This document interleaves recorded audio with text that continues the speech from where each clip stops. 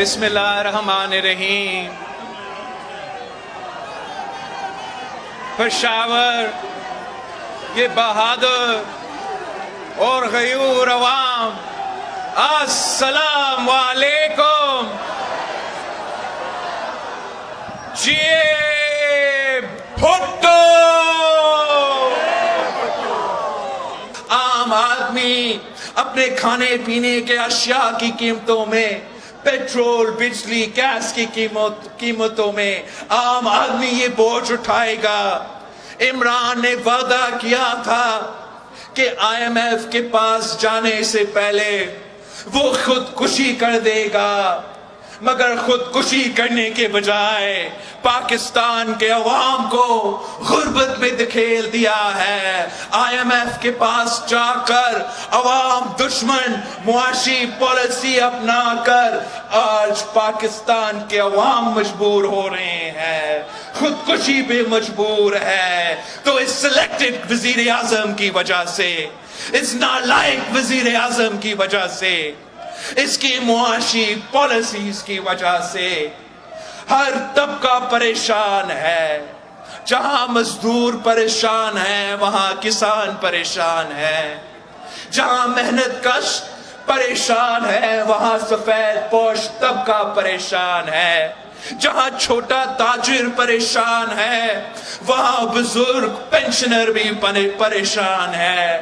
آپ کے جمہوری حقوق پہ ڈاکہ ڈال رہے ہیں تو آپ کے انسانی حقوق پہ ڈاکہ ڈال رہے ہیں، آپ کے معاشی حقوق پہ ڈاکہ ڈال رہے ہیں.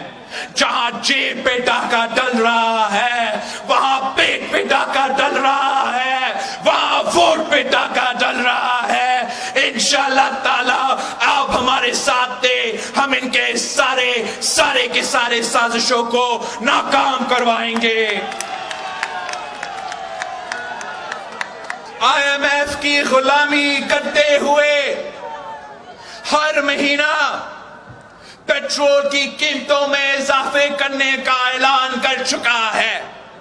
پاکستان پیپلز پارٹی کے یہ جیالے حکومت کا اس اعلان کو رد کرتے ہیں. حکومت ناکام رہا ہے. حکومت کی نالائکی کی وجہ سے، حکومت کی ناکامی کی وجہ سے وہ ملک جو خود اپنا گیس پیدا کرتا ہے، اب آنے والے مہینہ میں ہمارے ہاں گیس نہیں ہوگا. ہم حکومت کی اس نالائکی کو، ناکامی کو مذمت کرتے ہیں. یہ ہر پاکستانی کو تکلیف میں ڈالنے والے ہیں. ہمارا تاریخ گواہ ہے کہ جب قائد عوام کو حکومت ملا تو تاریخ میں سب سے زیادہ روزگار اس وقت دیا گیا. ہمارا تاریخ گواہ ہے کہ جب شہید محترمہ بینظیر بھٹو آئی تھی تو ملک کے کونے کونے میں، ملک کے 4 کونے میں نعرہ اٹھا تھا کہ بینظیر آئے گی تو روزگار لائے گی. وہ اس لیے کہ اس ملک کے غریب عوام کو معلوم ہے کہ پہلے بھی بھٹو روزگار دیتا تھا، آج بھی بھٹو ہی روزگار دے گا اور آنے والے کل بھی انشاءاللہ تعالی بھٹو کا جماعت آپ کو روزگار دلوائے گا، اس ملک کے نوجوانوں کو روزگار دلوائے گا.